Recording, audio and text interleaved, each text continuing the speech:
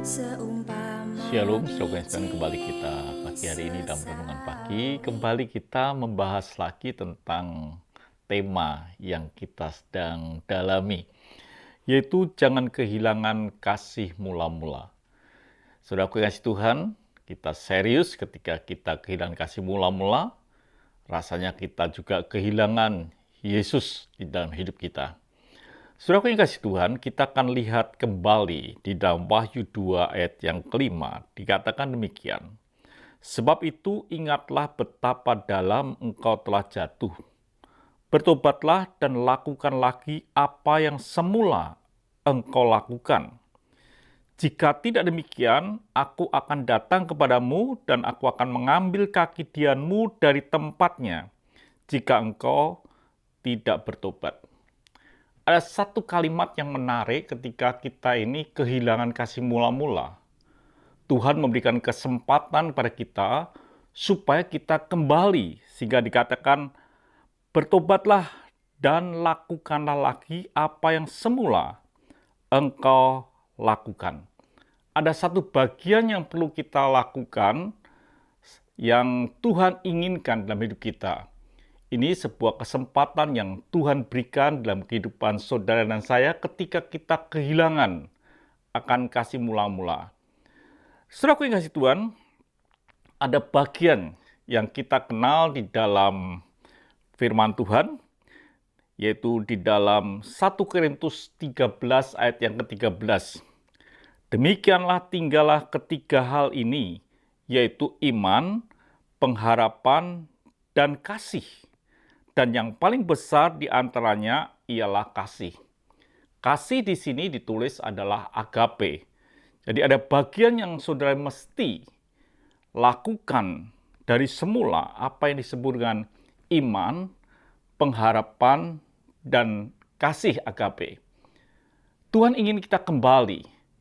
Kalau kita hanya mengunggulkan kasih tanpa iman dan tanpa pengharapan, maka sesungguhnya kerohanian kita adalah kerohanian yang semu dan itu bahaya. Kasih kita pun mungkin bukan kasih yang standar Tuhan yang disebut dengan agape. Kita perlu yang disebut dengan iman, kita perlu yang disebut dengan pengharapan, itu sebagai fondasi supaya kita bisa memiliki satu bagian yaitu yang disebut dengan kasih agape. Dikatakan dalam Efesus 3 ayat yang ke-17, sehingga oleh imanmu Kristus diam di dalam hatimu dan kamu berakar serta berdasar di dalam kasih.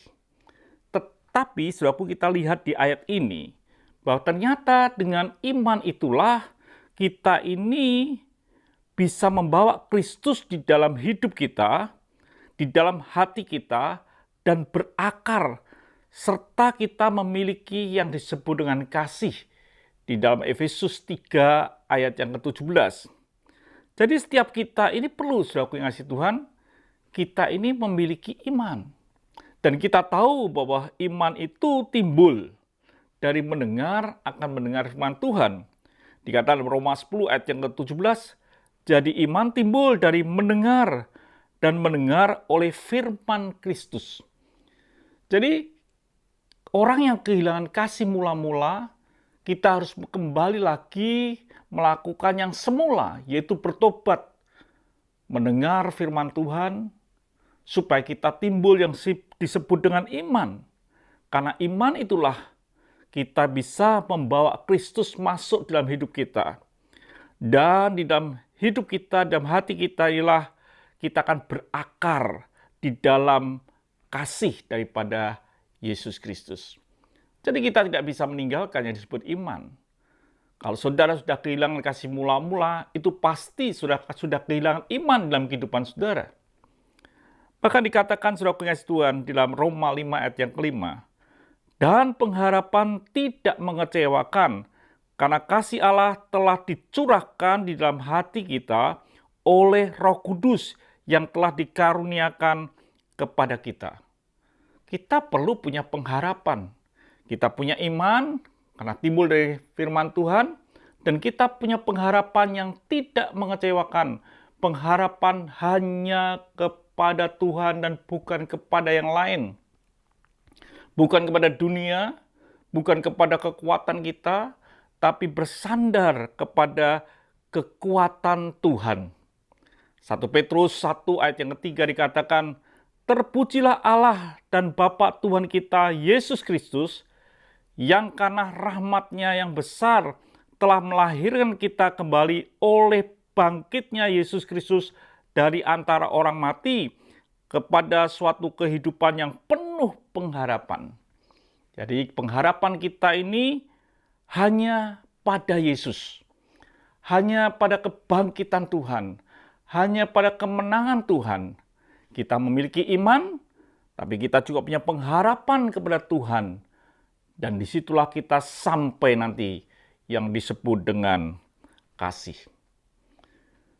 Harapan kita bukan kepada yang lain, tapi kepada kebangkitan Tuhan. Dikatakan juga dalam 1 Petrus 1 ayat yang ke-21, "Oleh Dialah kamu percaya kepada Allah yang telah membangkitkan Dia dari antara orang mati dan yang telah memuliakannya sehingga imanmu dan pengharapanmu tertuju kepada Allah." Jadi karena kita ini percaya kepada Allah yang telah membangkitkan Yesus Kristus, maka iman kita dan pengharapan kita tertuju kepada Allah.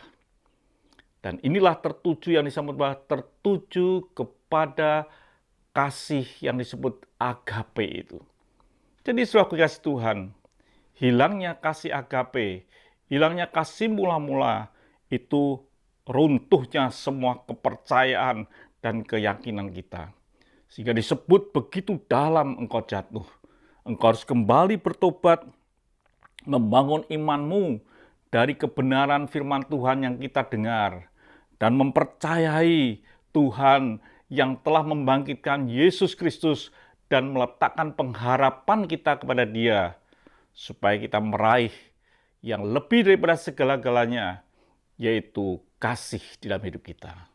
Biarlah iman, pengharapan, dan kasih itu ada kita miliki. Memang paling besar kasih, tapi bukan berarti pengharapan, iman itu tidak ada artinya dan perlu kita tinggalkan. Kalau fondasi itu kita tinggalkan, kita rombak, maka bangunan itu pun akan runtuh. Biarlah hidup kita ini adalah hidup yang betul-betul memiliki iman, pengharapan, dan kita memiliki kasih yang datang daripada Tuhan. Tuhan memberkati. Sampai jumpa esok pagi. Mari kita berdoa. Kami bersyukur ya Bapa untuk pagi hari ini.